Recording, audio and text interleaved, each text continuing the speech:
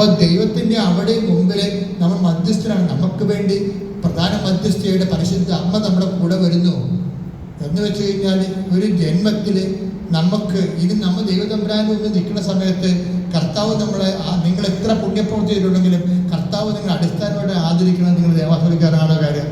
എന്താ കാര്യത്തിൽ അത്രയും ഉണ്ട് ഇതിൻ്റെ അകത്ത്. നിങ്ങൾ ഒത്തിരി പുണ്യപ്രവൃത്തി ചെയ്തിട്ടുണ്ടാകും, പക്ഷേ നിങ്ങൾ ദൈവദൃശ്യത്തിൽ നിൽക്കുന്നൊരു കാലം വരുമ്പോൾ നിങ്ങളെ അന്വേഷിക്കുമ്പോൾ നിങ്ങളെ ദൈവം ഇൻട്രൊഡ്യൂസ് ചെയ്യണത്. കർത്താവ് പറഞ്ഞില്ലേ, എൻ്റെ പിതാവിനെ മനുഷ്യരുടെ മുമ്പിൽ എന്നെ ഏറ്റുപറഞ്ഞാൽ എൻ്റെ സ്വർഗ്ഗസ്ഥനായ പിതാവിൻ്റെ മുമ്പിൽ ഞാനും നിങ്ങളെ ഏറ്റുപറയുന്നു. 10:32 അതാണ് ചെയ്യണത്. മനുഷ്യരുടെ മുമ്പിൽ നിങ്ങൾ എന്നെ ഏറ്റുപറഞ്ഞാൽ സ്വർഗ്ഗസ്ഥനായ എൻ്റെ പിതാവിൻ്റെ മുമ്പിൽ ഞാനും നിങ്ങളെ ഏറ്റുപറയും. നിയമാർത്ഥവിളി പോലെ ഏറ്റുപറയാൻ പറ്റിയ ജോലി വേറെ എന്താ ഉള്ളത്? ദൈവജനത്തിന്റെ വചന പ്രഘോഷണമല്ലേ? എന്താ 5:40 എന്താ പറഞ്ഞ? അതായത് എന്നെയും നിങ്ങളെയും കൊണ്ട് ഒരു കണക്ക് കേൾപ്പിക്കേണ്ടതിന് സർവ്വതും വശമാകുന്ന ഉടയ തമ്പുരാന്റെ തിരുമുമ്പാകെ വിളിക്കപ്പെടുമ്പോൾ ന്യായം എത്ര കൂരപ്പെട്ടത്. ആ നിത്യതയെക്കുറിച്ചും നിത്യവിധിയെക്കുറിച്ചും അന്ത്യവിധിയെക്കുറിച്ചും പറയുകയാണ്. അന്ത്യവിധിയെക്കുറിച്ച് ഈശോ എന്താ പറഞ്ഞത്? അതായത് അന്ത്യവിധിയെക്കുറിച്ച് ഈശോ പറഞ്ഞത്, നിങ്ങൾ ഭൂമിയിലെ എൻ്റെ പിതാവിൻ്റെ എന്നെ ഏറ്റു പറഞ്ഞു കഴിഞ്ഞാൽ എൻ്റെ പിതാവിൻ്റെ തിരുസന്നിധിയിൽ ഞാനും നിങ്ങളെ ഏറ്റു പറയുമെന്നാണ്. അപ്പൊ നമ്മളെ തന്നെ ഒരു നിങ്ങൾ പ്രഘോഷകരും പ്രേക്ഷിതരുമായി മാറുകയാണ് ദേവാസ്വദിക്കാര്. അങ്ങനെ പ്രഘോഷം പ്രേക്ഷിതമാകുമ്പോൾ എന്താ വിളിക്കുന്നത്? അതായത് 5:46 അതായത് നിങ്ങൾക്ക് ഒടുവിലത്തെ ചില്ലിക്കാശ്. കർത്താവ് പറഞ്ഞ കാര്യമല്ലേ ദേവസ്വദിക്കാര് പറയണത്? കർത്താവ് എന്താ പറഞ്ഞത്? 2ാമത് നരകം പിതാക്കപ്പെട്ട ചെലുത്താന്മാരുടെ കൂട്ടം എന്നെയും നിങ്ങളെയും കൊണ്ട് ഒരു കണക്ക് കേൾപ്പിക്കേണ്ടതിനാണ്. അത് കണക്ക് കേൾപ്പിക്കണമെന്ന് പറഞ്ഞാൽ ഒടുവിലത്തെ ചെല്ലിക്കാശ് വരെ കൊടുത്തു വിട്ടാതെ നീ അവിടെ നിന്ന് രക്ഷപ്പെടുകയില്ലെന്ന് ഞാൻ നിങ്ങളോട് പറയുന്നത് പറഞ്ഞ മത്തായി സുവിശേഷം 5:26. അപ്പൊ ഈ നോൻപ് കാലത്ത് ഇവരോട് പറയുകയാണ്, അഭ്യാസമൊന്നും കാണിക്കരുത്, എപ്പോഴും കണക്ക് വെക്കേണ്ടി വരുമെന്ന്. അഭ്യാസം കാണിക്കരുത്, എപ്പോഴും കണക്ക് വെക്കേണ്ടി വരുമെന്ന് പറയുകയും. അത് നമ്മള് ഒരു ധ്യാനം തന്നെ 5 ദിവസം കൊണ്ട് നടക്കുന്ന ധ്യാനമാണ് ദേവാസ്വദിക്കാര് ഒരു 10-20 മിനിറ്റ് കൊണ്ട് തീർക്കണത്. പക്ഷെ പറയുമ്പോൾ സ്ഫുടമായിരിക്കണം, വിളിക്കുമ്പോൾ വ്യക്തമായിരിക്കണം, കൃത്യമായിരിക്കണം. അപ്പൊ അതുകൊണ്ട് കാര്യം അത്രയും കണ്ടന്റ് വൈസ് റിച്ചാണിത്. കണ്ടന്റ് വൈസ് റിച്ചാണ്. അത് ഭയങ്കര ഗോസ്പലിംഗാണ് നടക്കുന്നത്.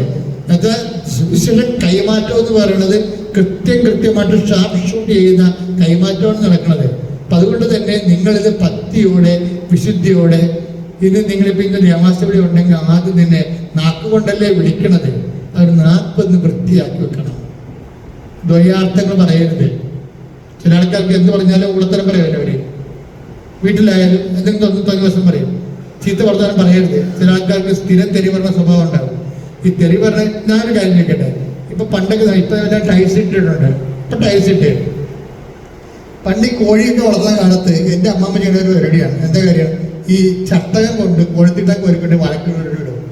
ഇവൻ ശ്രദ്ധിച്ചിരിക്കും, ആ ചട്ടകം കൊണ്ട് പപ്പടപ്പൊരിയുള്ള അവസരത്തായിരിക്കും. അത്രയുള്ള കാര്യം. അത് ദേവാസ്വദിക്കുന്ന നാക്കുകൊണ്ട് ചീത്ത പറയരുത്. ചീത്ത നിങ്ങൾ പറയുന്നത് ഞാൻ സപ്പോസ് ചെയ്യുന്ന രീതിയില്ല.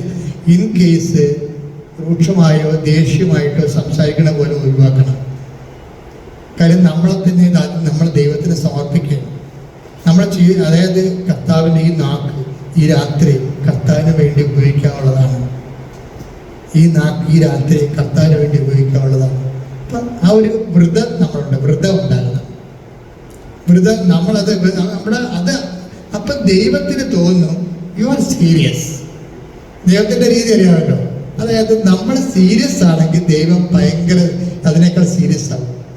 ദൈവം നമ്മൾ സീരിയസ് അല്ല, ചുമ്മാ ഒരു രസം. ആരെങ്കിലും അതിനിടയ്ക്ക് വെമ്പിളുള്ള വീട്ടിലുണ്ടെങ്കിൽ ചേട്ടൻ്റെ കൂടെ ആചാര്യ കൂടെ കൂടിയേക്കാം, അവിടെ ചെല്ലുമ്പോൾ അവിടെ വീട് കാണാമല്ലാതെ. ഇങ്ങനെയൊക്കെയുള്ള അഭ്യാസം കൊണ്ട് പോയാൽ പണി കിട്ടും. തബലം തന്നെ കാലത്തിൽ നിലത്തിരിടിക്കും, ഒരു സംശയമില്ല. ഇതിനകത്തൊക്കെ കയറുമ്പോൾ സൂക്ഷിച്ചേക്കണം. അത് കള്ളനാണയങ്ങളൊന്നും ഇതിനകത്ത് കയറിയേക്കരുത്.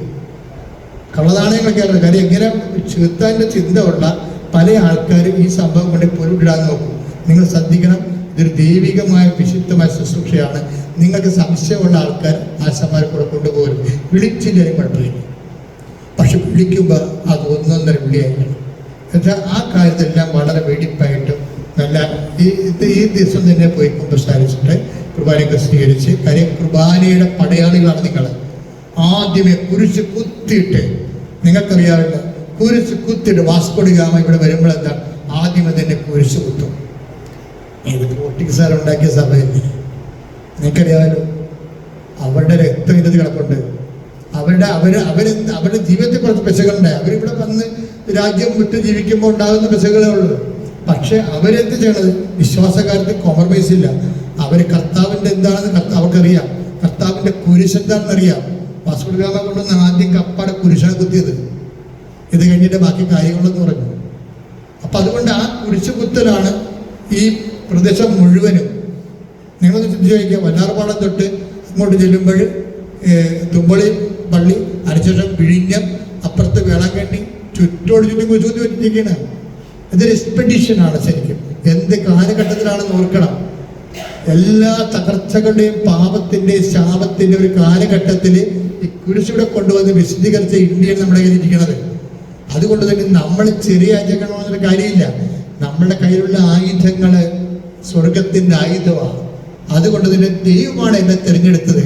10,000 മനുഷ്യരുണ്ടല്ലോ, നിങ്ങൾക്ക് മാത്രമല്ല ദേവാസ്ത്രം വിളിക്കാൻ തോന്നിയുള്ളൂ, അല്ലെങ്കിൽ അതിൻ്റെ ആ മീറ്റിങ്ങിൽ വരാൻ തോന്നിയുള്ളൂ. അതൊരു ദൈവവിളിയാണ്.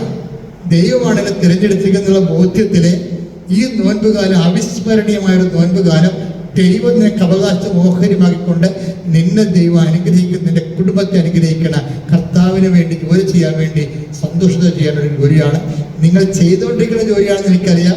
അത് നിങ്ങൾക്ക് ദൈവം അനുഗ്രഹം തരും. ഞാനീ പറഞ്ഞ കാര്യം, ചെയ്യണ കാര്യം കുറച്ചുകൂടി ദൈവത്തിന് പ്രിയങ്കരമായി